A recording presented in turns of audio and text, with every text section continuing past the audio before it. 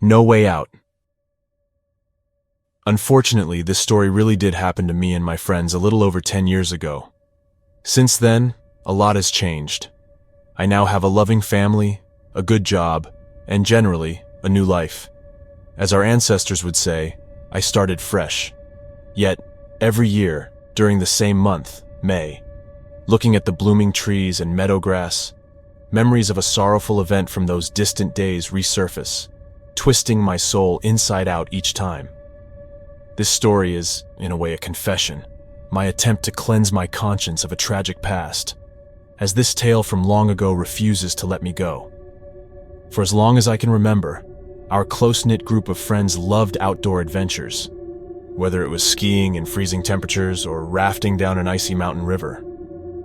Each year, my friends came up with more adventurous ways to spend our time, and I was always up for it, happy for any break from the monotonous grind of daily work life. Our small group consisted of just 3 people, me, my friend Oscar, and his beloved Lily. It was mostly her who came up with all the extreme ideas, which Oscar and I supported both emotionally and financially. In the last year of our shared adventures, Lily had developed a strong interest in mysticism and mysterious disappearances, which of course heavily influenced our future routes. At one point, we even managed to reach the infamous pass, spending the night at the foot of the mountain in -30-degree weather. Back then, Lily was searching for some connection between the local people's superstitions and the tragic fate of hikers. Neither Oscar nor I saw any harm in this strange hobby. So what if someone's interested in strange stuff? As long as it didn't interfere with her personal life or work, we didn't mind. Oh, how wrong we were. Our last trip happened to fall in May, right in the middle of the holiday season, a perfect time to relax, grill some meat outdoors, and recharge. Oscar's message came that morning as I lay in bed, wondering what I'd do with the upcoming 3-day weekend. "Buddy, I've got some great news. Call me as soon as you're awake." Whenever my friend sent messages like that, it could only mean one thing. Oscar and Lily had found a new place we had to visit. So, I dialed his number right away to find out what adventure they cooked up this time. "Good morning, sleepyhead. You're planning to sleep your whole life away?" Oscar joked as he picked up. "Hey to you too. I wasn't sleeping, just lying around, bored. Was actually wondering what I could get up to." "Well, you're in luck. I was right to message you. You're probably free this weekend, yeah?" "Yeah." "Listen, Lily found this amazing spot about 300 kilometers from here. It's a long drive, but the scenery is incredible. You have to see it to believe it. Nothing but wild forests all around, and there are small waterfalls too. And the forecast's calling for sunny skies and 24 degrees, so there's no reason not to go. You in? Wait, forests, sunshine. This doesn't sound like you two at all. Aren't you liked of freezing and, well, all that spooky stuff?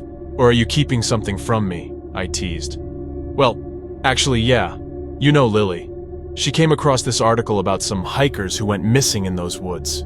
Now she's all set on going there. Plus, it's the perfect time with the long weekend coming up. Just come with us. We'll grill some meat, camp out, take a break from all that hardcore stuff. Better than moping around at home." "I don't know. People disappearing there doesn't sound too great. I'm not afraid of ghosts, but I wouldn't want to stumble into some wild animal. No bears there, and wild boars don't attack for no reason. Plus, I'll bring a flare gun, just in case. So no worries." "So once more, are you coming with us?" Oscar asked, clearly expecting a yes. "As if I have a choice," I chuckled. "That's the spirit. Pack your stuff, buddy. Great things await. We'll swing by to pick you up in an hour. Think you can be ready?" "Guess so. We're headed to the forest, not climbing a mountain, so I won't need much," I replied. "Perfect. We'll be there in an hour. See you then." "All right, see you soon, Oscar." After we hung up, I finally got out of bed and started gathering my stuff for this supposedly cursed trip. The journey was, as promised, a long one. It took us nearly 4 hours to reach our destination. I've never been a fan of long drives, especially in the summer heat. But luckily, Oscar's car had AC, and the company was as lively as ever, which made it bearable. By midday, around 3 in the afternoon, we finally turned off the main road and onto a dirt track that stretched along open fields. The natural beauty was breathtaking: clear skies, blazing sun, and endless green meadows. But the sight that impressed me most was the entrance to the forest itself. 3 massive logs blocked the way, and nailed onto one of them was a sign. Curious, we got out of the car and approached the blockade. I still remember that eerie, burnt-in message on the board, burned so neatly it seemed almost crafted. Stop. 6 people have gone missing in this forest. If you don't want to share their fate, turn back and leave. I froze, stunned, and glanced at my friends. I'd never seen such a blunt warning before. Lily immediately began explaining that she knew about the sign, but had prepared all possible ways to get in. But what worried me wasn't her plan. It was that someone was giving us a direct warning to stay out, and yet, here we were, charging in, looking for an adventure. My friends reassured me, saying things like, "Everything will be fine," and "It's no big deal." They insisted that the 6 missing tourists were a long time ago, and probably an exaggeration. Collective optimism eventually won me over, and, regrettably, I agreed to press on. We found an alternate route, where a small birch lay on the ground. Oscar moved it aside, creating a passage we could slip through. Slowly, we drove deeper into the forest, following an overgrown trail until Oscar parked in a small clearing. It was relatively open, with sparse grass and trees around us. The sun cast shadows across the clearing, and despite the afternoon warmth, an eerie silence hung in the air. The campsite truly seemed ideal, spacious, comfortable, and perfect for setting up tents, playing ball, and of course, grilling meat and laying out a delicious spread. The rest of the day was calm, since Lily planned to begin her clues search early the next morning. Oscar was fully supportive, and I had resigned myself to go along with their plan. Looking back now, I can say that during daylight, nothing strange happened. The forest was just a regular forest, birds singing, the wind rustling through the trees, and the sun gently warming the ground. But as soon as night fell, everything changed. The forest was suddenly engulfed in a disturbing silence. No wind, no crickets, just an unnatural stillness. It was so oppressive that I couldn't sleep. And it wasn't just mosquitoes or an uncomfortable pillow keeping me up. It was a growing sense of dread that intensified with every minute.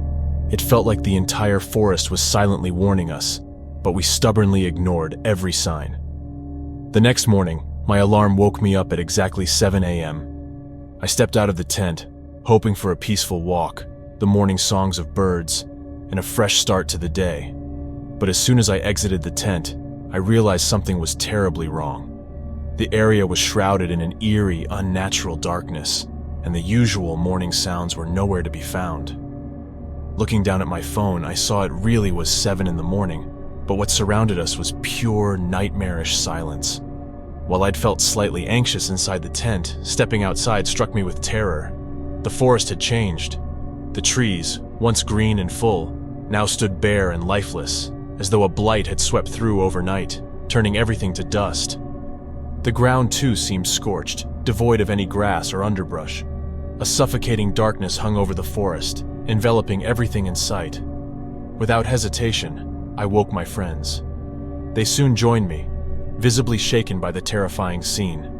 Lily began to panic immediately, darting back and forth, apparently no longer interested in clues or mysteries. All she wanted now was to get away.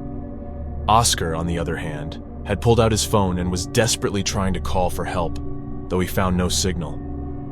At that moment, I didn't add fuel to the fire by blaming them for bringing us here, even though I was furious and frightened. Instead, I calmly circled the camp, gathering all our essentials from the tents and car. Once I had everything ready, I finally broke my silence. "Stop," I said. "Calm down, please. Oscar, there's no signal here. I noticed it yesterday while we were grilling the meat. This forest is like the mountains. Dead silence. Don't waste your battery." We may still need it. Henry, what's happening here? The forest. It's changed, Oscar said fearfully, obediently putting his phone back into his pocket. Not only has it changed, but the dawn has disappeared somewhere.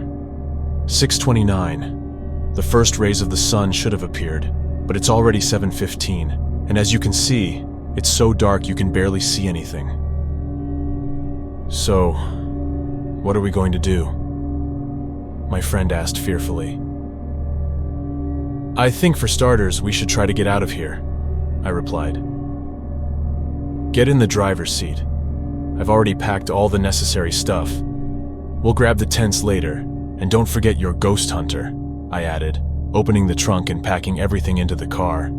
Needless to say, the car didn't start on the first or second try, only sputtering and staying motionless, as if it were stuck in place, the law of misfortune. Since none of us were mechanics, fixing the vehicle on the spot was impossible. We immediately began considering other options for how to quickly escape this cursed forest. The only choice left was to wander through the woods and look for something that could help us. The whole time we were trudging among the dry, dead trees, Lily stayed silent, only nervously glancing around. The confidence she once had was completely gone. Oscar kept trying to get a signal, waving his arms in different directions like an antenna, as if that might help. Meanwhile, I just kept walking forward, my mind filled with dark thoughts of impending danger. I don't know how to explain it. Imagine you're in a large cage with a hungry tiger. The predator isn't visible yet, but you know it's out hunting and sneaking around nearby. That's the kind of feeling I had at that moment.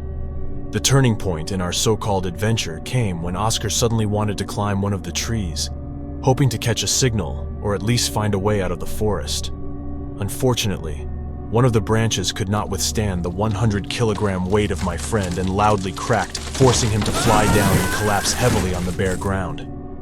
The sickening crunch and my friend's desperate scream after the failed landing foretold nothing good. Rushing to him, I could immediately see the open fracture of his femur. This meant one thing. It was impossible for all three of us to escape this hell. No matter how much Lily and I tried to lift Oscar, no matter how much we encouraged him, he just screamed hysterically from the pain, begging us to leave him alone. I must admit, it was incredibly painful to watch as my friend tried to comfort her boyfriend, urging him to bear it a little longer. But alas, I was helpless in that situation, and unable to think of anything better, called the grieving girl to me. Lily was completely engulfed in hysteria and refused to listen to me. I stood there, like an idiot, not knowing what to do or how to proceed. Then, at that moment, when I once again tried to call her over and talk to her face to face, a loud siren sounded somewhere around 100 to 150 meters from us. I had never heard anything like it before. It sounded like something out of an apocalypse movie or a documentary about Chernobyl. The first thought that struck me was, there's someone else in this cursed forest. Whether this someone was dangerous or not, that was still an open question. For now. Only a minute after that heart-wrenching sound, heavy approaching footsteps could be heard. From the noise, it felt like some massive creature was rapidly moving toward us, effortlessly knocking over dry trees in its path. Panic immediately gripped my mind, and instinctively, I ran as fast as I could, advising Lily to do the same. Unfortunately, she didn't listen to me. Whether she was too confused or was still trying to lift the injured Oscar, I don't know. But the consequences were horrifying. After running a fair distance, I suddenly heard a loud female scream behind me, drowned out by the same terrifying siren. My eyes filled with tears, and my soul was consumed by hatred and sorrow. I wanted to turn back, to return and share the tragic fate of my friends, but the instinct of self-preservation pushed me forward against my will. The most terrifying part of the climax was still ahead. I don't remember how long I ran through that dark forest, stopping occasionally to catch my breath. But one moment was etched in my memory very clearly. About 100 meters ahead, the same loud footsteps echoed, making the ground beneath my feet literally tremble. I didn't want to tempt fate any further, especially since I had almost no strength left after the long run. There was only one option left: hide. I ducked behind a fairly large tree and switched into a mode of anxious waiting. I was simultaneously terrified and curious to find out who or what was lurking in these woods. Suddenly, the sounds of fast approaching footsteps of the unknown monster stopped, and the surrounding area was enveloped in dead silence. No matter how hard I tried to spot even the smallest detail in the gloomy forest, nothing was visible. It felt as though some gigantic being known I was there and was actively searching for its next victim. And just at that moment, when I had caught my breath and was about to rise and quietly retreat from the zone of intense tension, a dry twig snapped behind me, very close. Interestingly, the sound came not from the ground, but from above, as if something very tall had accidentally brushed against a nearby tree while sneaking up on its prey.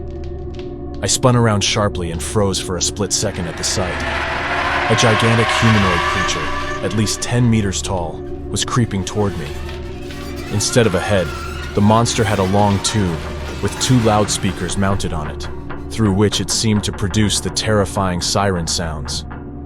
Seeing this madness, I jumped to my feet and sprinted off in an unknown direction, hearing the familiar cracking of trees and the same thunderous footsteps behind me. The final blow to my already fragile psyche was another wave of the deafening siren. After that, I lost control and stopped being aware of my actions. One thing was clear: if I stopped, my life would end instantly. So, I had to keep running and never slow down. The chase felt eternal. Seconds stretched into minutes, and minutes into hours. I tried to confuse the pursuer by veering in different directions, hoping to gain some distance, but it was all in vain. It seemed as though the creature was predicting my every move, relentlessly closing in, accompanied by the nauseating roar of the sirens. The situation suddenly changed when I tripped on a tree root and tumbled down into a ravine, painfully hitting various parts of my body against rocks and the dry, lifeless earth. One of those hits landed on the back of my head, and everything went black. My brain shut down. I woke up, to my incredible luck, in a completely different place. It was still the same forest, but this time it was alive, real.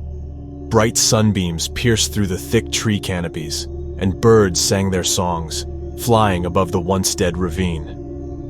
It didn't take me long to pull myself together, look around, and make a quick escape from that cursed thicket. At that moment, my only thought was to save my own life, as I was terrified by the prospect of falling asleep again and waking up in eternal twilight. I managed to escape the mysterious forest during the day. Unfortunately, I couldn't find the clearing where we had set up camp, nor could the rescue team, whom I contacted as soon as I arrived in the nearest village. They never found Oscar and Lily. The forest was combed 3 times, even using helicopters, but it was all in vain. My friends had seemingly vanished without a trace, and only I knew their true location. In conclusion, I would like to quote the well-known science fiction writer Robert Heinlein.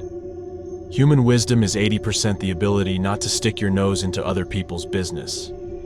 I think this phrase fits perfectly for this fateful event that forever divided our once close-knit group.